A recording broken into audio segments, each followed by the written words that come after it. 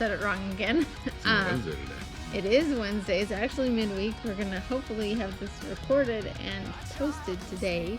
Hopefully recorded today. He thinks he's funny. I'm very well. I like him. The fish is wise. Anyhow, so today we're in Job chapter 10. Job chapter 10. Job chapter 10. Yeah. So, sorry. Okay, you said Job. So, this is just a complete aside. Is the name actually Job, and we don't say it that way in English because it would be confusing? No. Okay. So it's a long O in Hebrew. Yeah. Apparently. So it's Job. Yeah. Unless it's Mission Impossible, in which case it's Job. Yeah. If you know that reference, let us know. Okay. And you know it. Okay. Mission Impossible came out a long time ago. Okay, so Job here is continuing in his response to the short guy, Bildad. The shoe height. Yeah, he's short. And he really starts to get to what the essence of man's real state is in life. And obviously in last week he was getting there. This is where he really goes through and says there's no argument against God, no matter what. So, we'll just go and read it. Okay, so chapter 10 reads, "My soul loathes my life. I will give free course to my complaint. I will speak in the bitterness of my soul. I would say to God, do not condemn me. Show me why you contend with me. Does it seem good to you that you should oppress, that you should despise the work of your hands, and smile on the counsel of the wicked? Do you have eyes of flesh, or do you see as man sees? Are your days like the days of a mortal man? Are your years like the days of a mighty man, that you should seek for my iniquity and search out my sin? Although you know that I am not wicked, and there is no one who can deliver from your hand. Your hands have made me and fashioned me, an intricate unity, yet you would destroy me. Remember, I pray, that you have made me like clay. Will you turn me to dust again? Did you not pour me out like milk, and curl me like cheese, clothe me with skin and flesh, and knit me together with bones and sinews? You have granted me life and favor, and your care has preserved my spirit. And these things you have hidden in your heart. I know this is with you. If I sin, then you mark me, and will not acquit me of my iniquity. If I am wicked, woe to me. Even if I am righteous, I cannot lift up my head. I am full of disgrace. See my misery. My head is exalted. You hunt me like a fierce lion, and again you show yourself awesome against me. You renew your witnesses against me, and increase your indignation toward me. Changes in war are ever with me. Why then have you brought me out of the womb? Oh, that I had perished and no eye had seen me. I would have been as though I had not been. I would have been carried from the womb to the grave. Are not my days few? Cease, leave me alone, that I may take a little comfort, before I go to the place from which I shall not return, the land of darkness and the shadow of death, a land as dark as darkness itself, as a shadow of death without any order, for even the light is like darkness." So, that's super depressing. Yeah, it really sounds like it. Very, I don't know. I was trying to look up the Hebrew for what land, like if it has a specific title or name for the land that he's talking about. I'm pretty sure he's talking about Sheol. Pretty sure he's talking about New Mexico. Hey. That was uncalled for. No, that was definitely called for. No. New Mexico is very dark. Dark. No. Yes, he's talking about It's Sheol. like Batman. Lego Batman. Very dark I gray. only used black and very dark gray. Yeah. The good color choices. Yes, he's talking about Sheol, obviously. That's the end of the verse or chapter. Yes. We're starting at the beginning. Okay. But still. Okay. Still, we're starting at the At beginning. the beginning. Chapter 10, verse 1. I'm supposed to have something to say here. You should, yeah, because you're amazing. Well, so this is just a continuation, essentially, of what he was saying in the previous chapter. He was acknowledging God's authority, and again, it's sort of the same tone that even if I was righteous, I can't lift my head, because if I walk around all like I'm pretty cool, God's gonna put me in my place, because even if I am righteous compared to others in the world, I'm nothing compared to God, and there's nothing I can do against God. And I guess at this point, it seems to me like he's, instead of talking about God's interaction with him, this chapter is a little bit more directed at God, wouldn't you say? Almost more of a, all right, Well, what it let's have it out. Is there are 4 different sections here where he is basically quoting himself. And it's the things that he's been thinking for the time where he's been sitting there scraping his wounds and feeling sorry for himself, which rightly he should be, because he deserved it. But he's giving his answers to God as what he should be saying, but saying it out loud to everyone else so they know what he's thinking. And so the first one is verses 1 through 7. And he's going through here and he's outright saying, I'm upset. This is why I'm upset. Show me why I'm going through all these things. Mm-hmm. Are you as petty as humans are and holding something against me? Or are you giving me something that I deserve? And so he goes through and says, do not condemn me. Show me why you contend with me. And that's the asking what's going on here. Yeah. And then he goes on to say, does it seem good to you that you should oppress? And it says, are you getting your jollies out picking on me right now? That's assigning human emotion to him.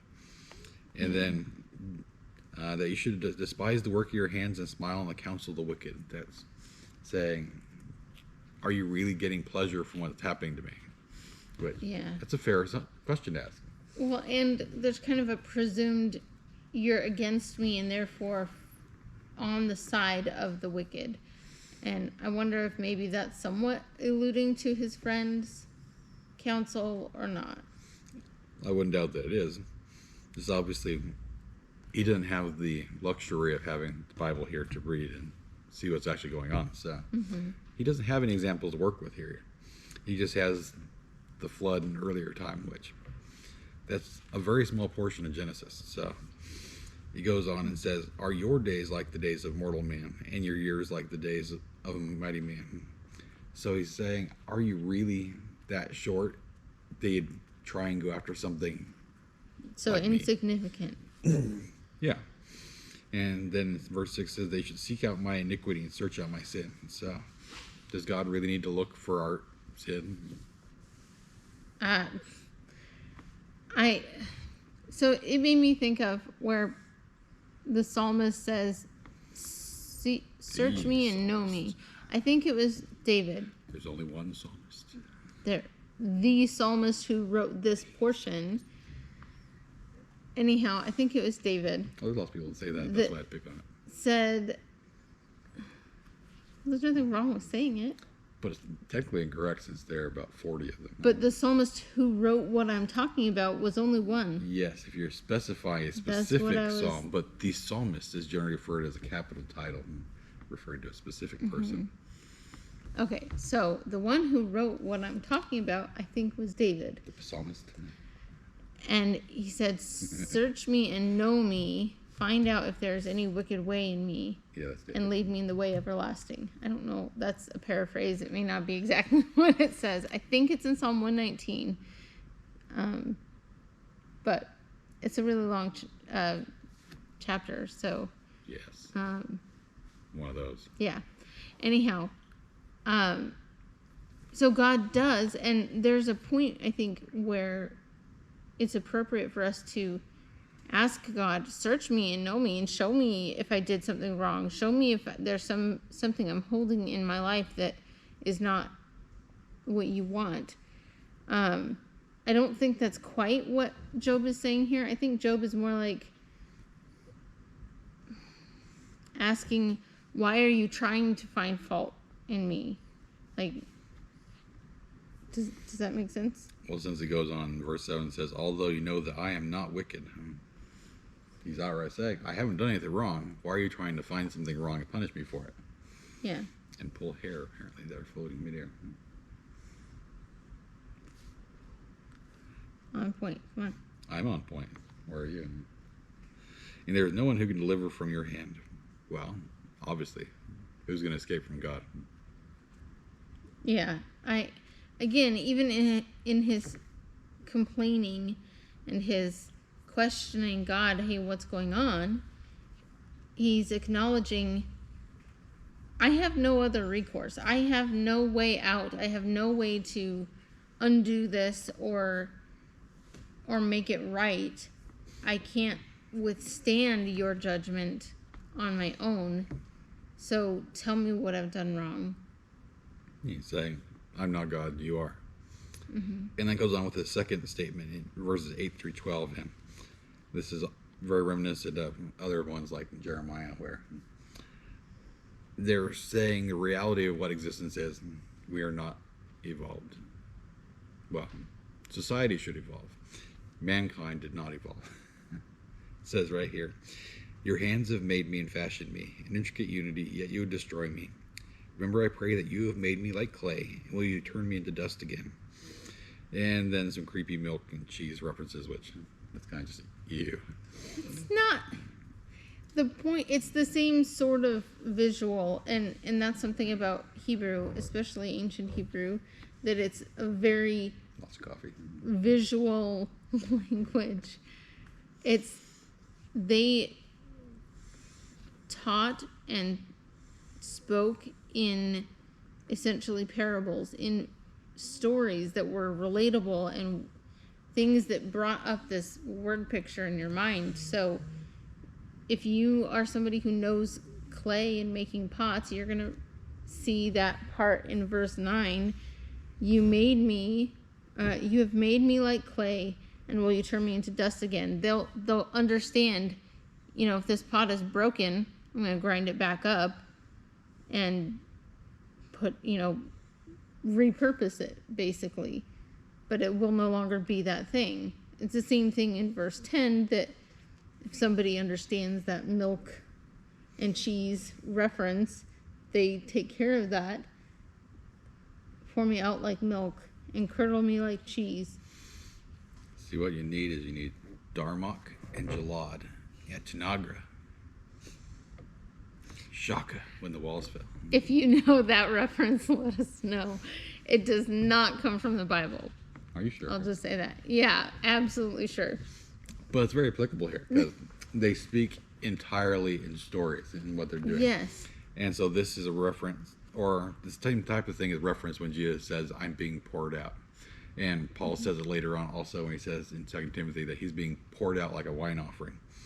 Mm-hmm. And so he didn't have any wine, just had milk. But I can't imagine milk would last very long. We have no refrigeration. Well, that's why you would make cheese. That's why it's curdled like cheese. Yeah. I don't want to be curdled. That sounds nasty. Yuck. But moving on from the curdling. He says, clothe me with skin and flesh and knit me together with bones and sinews. And he's basically saying that God made him entirely and did everything necessary for him to exist. And because he chose, in verse 12, it says, you have granted me life and favor, and your care has preserved my spirit. I'm alive by your grace and no other reason. And that is true for everyone. We're alive because God allows us to be alive. And he intricately went through and made every single one of us piece by piece, part by part. Mm-hmm. And there's no one that was an accident.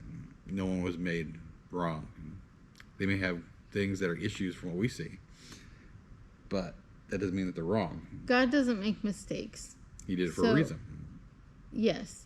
Now, there is the element of the fall and our bodies start to wear out and things like that were not intended to be the case, but because of sin and its effect on us, we fall apart. We age.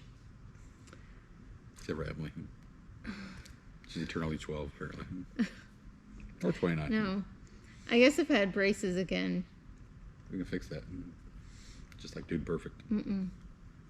No. She'd like that. No. Okay, so moving on to his third one. It's 13 to 17. And in this part, he is going on and says, and these things you have hidden in your heart. I know that this was with you.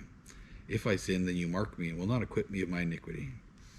So, obviously, that's very accurate. And it's not accurate so much in what we would look at today, because we look at it and say, oh, he won't give you justice or freedom because, oh no, well, the righteous punishment for sin is death. That's reality.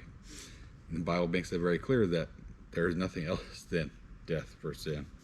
And so when you become a Christian, you're not being acquitted of your iniquity. God is looking at the fact that he paid the price for it directly himself. Yeah.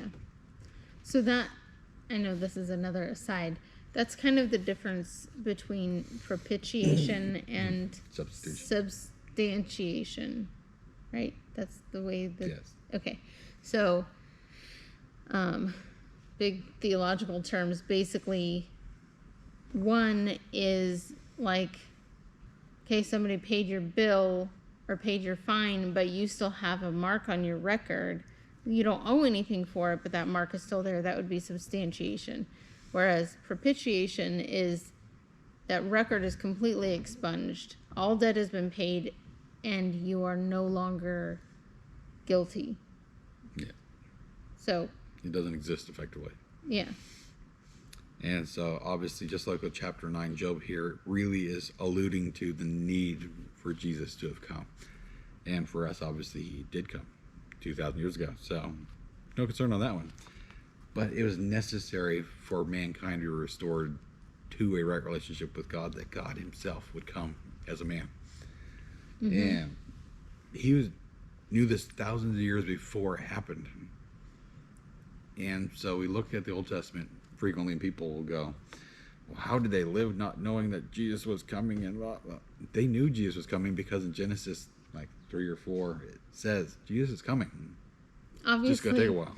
Obviously, not with his name and not necessarily as cut and dry as that, but this Job is a great example of, even like in the last chapter, in chapter 9, how he says, God treads on the waves of the sea and there's no mediator between man and God.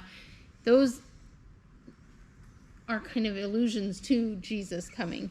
And he may not have known exactly what God was going to do, but he saw his position. And again, this chapter kind of is explaining that a little bit more. He's more directly talking to God, saying, I have no way to make this right. You have to do it because I can't. Yeah, this isn't a Nostradamus prophecy. It's not saying that this day that this shall happen, like in November of 1914, Jesus will return and everyone who's saved of the 144,000 will be taken in a celestial UFO. No, that's not like this. This is him saying that I know eventually the Savior is going to come and will fix it for us. And we need him. And he has. We do need him. Yeah. Why are you smiling again? Because That's it's creepy. exciting. It's creepy when she smiles like that. Why? Like she's going to smack me or something. No, I smile after I hit you. That's probably true too. But anyway, Job goes on and says, if I'm wicked, then woe to me. Even if I'm righteous, I can't lift up my head. And so that's really saying where the right point is of God versus man, is that mankind, even if we were perfect, we still would not be as good as God. We still would not have the standing that God has because, for one thing, we're created. Yeah. God is self-existent. He always has been, always will, forever will be, outside of time. We can't comprehend that. You can melt your brain trying to figure it out, though. That's good. But mankind is very short in his life, and there's only so long we're going to live. Even with all the technology we have now, we tap out around 100, maybe a little longer. But most people die long before then. And this is him saying that you're bigger, you're better, you're badder than everything that I could ever be. I'm no comparison. And because of that, he moves on to his final statement, which is 18 through 22, and that's the depressing one. And so in 18 it reads, why then have you brought me out of the womb? Oh, that I had perished and no eye had seen me. So do you really not get seen if you die in the womb? It's I think no one had known me obviously, if you died in the womb, it depends. Obviously, Depends how big you are. scientifically, it depends on timing and size and how long and you know. But and that's really depressing and sad, especially given the state of our country and the world that they want to just flippantly end babies' lives before they are born. But well, it's very clear that aside from where Emily's going, is that the Bible very clearly in this passage saying that you're a baby when you're conceived. Yeah. You're not a baby when you are born, or 2 weeks afterwards, or anything else. Or 2 months, or 2 years, or when you stop being annoying to your parents. It's as soon as you're conceived, you're a baby. You're a human, and God is taking care of you. Mm-hmm. But he's saying here what is alluded to in the New Testament frequently of saying, in that day it would be better if you had not been born. And so that's used for people that actively transgress against the scriptures and against the church. And so that's not to say people that are heretics according to the Catholic Church or anything like that, because that's not it. But people that grieve the Holy Spirit and very clearly are going to go to hell for it. Mm-hmm. And some of them actually embrace it, which is just disturbing in many ways. But he's saying that he doesn't have any respite in sight. He sees nothing but suffering coming for him, and he wishes he had not been born. And so most people, when they come to a point of heavy tribulation, have that thought process. Yeah. Well, and if you glance back at verse 12, he says, "You have granted me life and favor, and your care has preserved my spirit." So he's acknowledging, my life came from you. I'm only here because of you. Because you decided to let me live. But basically, this last section, 18 on, he's kind of saying, I wish you hadn't, because of what I'm going through right now. And I mean, that's not the first time in this book that he's said that. By no means. He said it multiple times, but he's giving a reason as to why here in verse 20 it says, "Cease, leave me alone that I may take a little comfort." And he's saying, just leave me alone so I can die. Just let me die already. Yeah. He's asking for respite, and he wants to not suffer anymore. Which, pretty sure most people can identify with that, of just let me have some calm and peace for a while. Mm-hmm. I'm sure most people nowadays can't identify with having your entire family and all your money and everything wiped out. Yeah. But just everyone goes through suffering. And the amount of suffering, obviously, is not the same for each person.